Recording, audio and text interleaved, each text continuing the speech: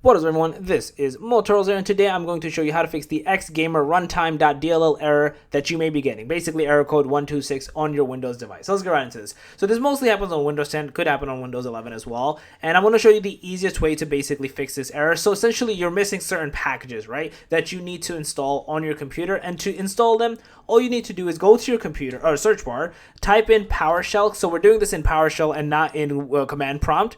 And once you see PowerShell pop up, you're going to right click into this and run as administrator.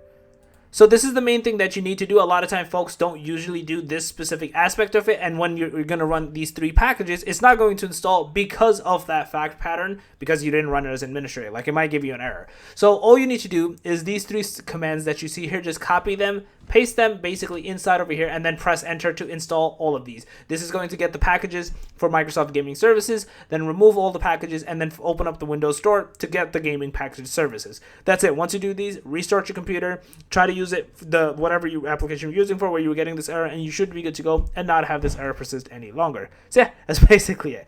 If you guys are a video, please thumbs up, go and show, make sure to subscribe and click that notification bell. Other than that, Motorola's out. Peace.